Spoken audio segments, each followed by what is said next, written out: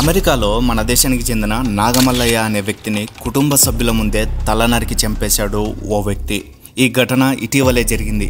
ఇది మరొక ముందే మరో చోట టూరిస్టుగా వచ్చిన ఉక్రెయిన్ మహిళను కత్తితో పొడిచి దారుణంగా చంపేశాడు ఇంకో వ్యక్తి.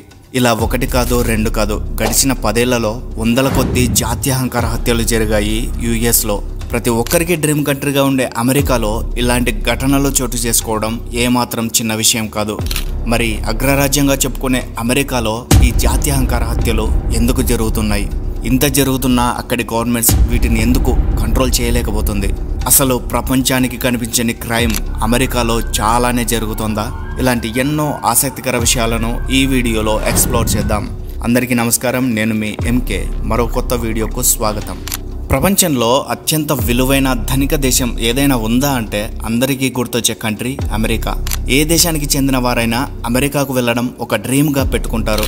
అది జాబ్ చేయడానికైనా, లేదా ఎడ్యుకేషన్కైనా, లేదా బిజినెస్కైనా, ఇలా సోన్ దేనికైనా సరే ఫస్ట్ గుర్తొచ్చేది అమెరికానే. ఎందుకంటే అక్కడ ఉండే ఫెసిలిటీస్ మరే దేశంలో కూడా ఉండవు.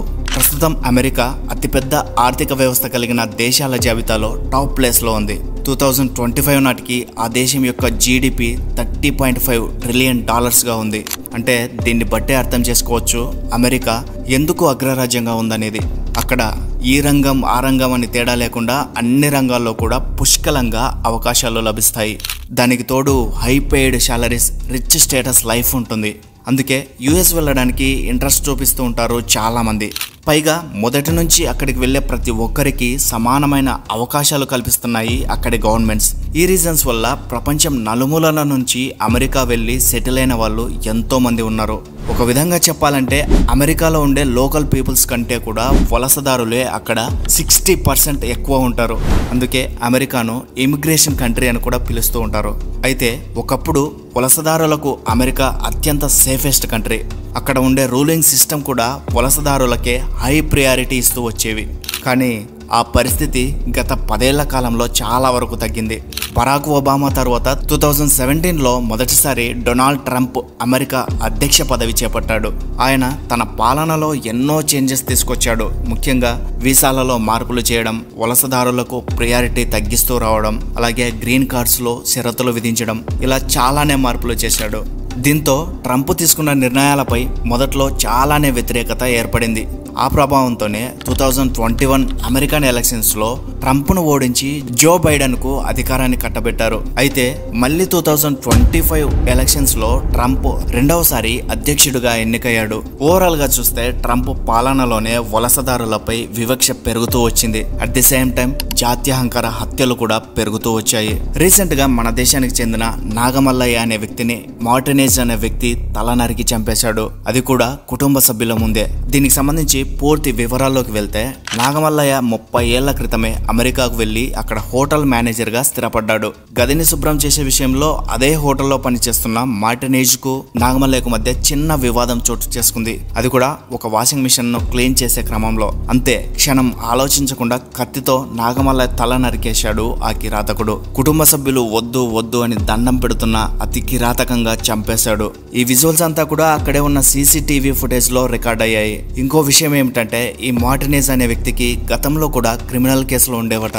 పాయింట్ నెంబర్ 2, రష్యా ఉక్రెయిన్ మధ్య గత 3 ఏళ్ల నుంచి యుద్ధం జరుగుతూనే ఉంది. ఈ వార్ కారణంగా ఇప్పటికే వేల మంది చనిపోయారు. మరి ముఖ్యంగా చిన్న దేశమైన ఉక్రెయిన్ చాలా వరకు నష్టపోయింది. ఈ క్రమంలో ఆ దేశానికి చెందిన ఎంతో మంది ఇతర దేశాలకు వలస వెళ్తున్నారు. అలా వలస వచ్చిన ఓ ఉక్రెయిన్ మహిళ అమెరికాలో దారుణ హత్యకు గురైంది. అది కూడా ఒక ట్రైన్ లో. అందుకు సంబంధించిన విజువల్స్ కూడా CCTV ఫుటేజ్ లో రికార్డ్ అయ్యాయి. అయితే ఆ అమ్మాయిని కిరాతకంగా నరికి చంపిన వ్యక్తి దర్జాగా కత్తి పట్టుకొని అందరి మధ్య నుంచే నడిచి వెళ్ళాడు. ఇలా ఒకటి కాదు రెండు కాదు, ఇతర దేశాలకు సంబంధించిన చాలా మంది అమెరికాలో దారుణ హత్యలకు గురయ్యారు. దీన్ని బట్టి చూస్తే మోస్ట్ సెక్యూర్ కంట్రీగా పేరున్న అమెరికాలో క్రైమ్ రేట్ మెల్లగా పెరుగుతోందా అనే అనుమానాలు రాకమానవు.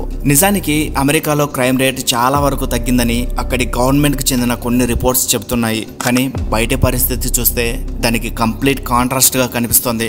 గత 10 ఏళ్ల కాలంగా అక్కడ దొంగతనాలు, నరహత్యలు విపరీతంగా పెరిగిపోయాయని స్టాటిస్టా అనే ఒక రిపోర్ట్ లెక్కలతో సహా బయటపెట్టింది. మరి ముఖ్యంగా ఈ క్రైమ్ అంతా కూడా వలసదారులే టార్గెట్ గా జరుగుతూ ఉన్నట్లు ఆ నివేదిక స్పష్టం చేసింది. యాక్చువల్ గా 1970, 1990లో అమెరికాలో క్రైమ్ రేట్ అనేది తీవ్ర స్థాయిలో ఉండేది. ఆ తర్వాత క్రమంగా తగ్గుతూ వచ్చింది. మళ్ళీ 2016 నుంచి అక్కడ నేరాల శాతం మెల్లగా ఇంక్రీజ్ అవుతున్నట్లు ఆ నివేదిక స్పష్టంగా వివరాలతో సహా వెల్లడించింది. ప్రాక్టికల్ గా అక్కడ క్రైమ్ రేట్ పెరుగుతున్నప్పటికీ డేటాబేస్ లో మాత్రం ఎంట్రీ చేసేది కాదట అక్కడి ప్రభుత్వం. ఈ విషయాన్ని మార్షల్ ప్రాజెక్ట్ అనేది బయటపెట్టింది.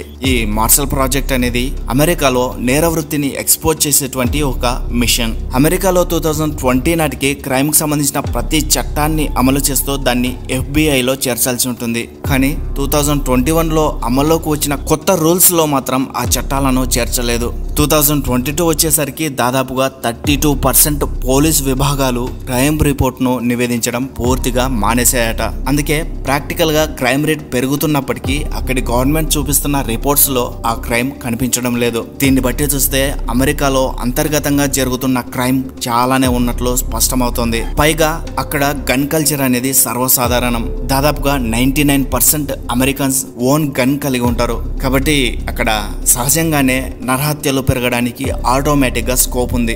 ఏది ఏమైనప్పటికీ అమెరికాలో హ్యూమన్ మర్డర్స్ పెరుగుతూ ఉండడం కొంత ఆందోళన కలిగించే విషయమే. కాబట్టి ఆల్రెడీ అమెరికాలో ఉన్న వాళ్ళు, అలాగే అమెరికా వెళ్ళాలనుకునే వాళ్ళు కొంత కేర్ఫుల్ గా ఉండడం చాలా మంచిది.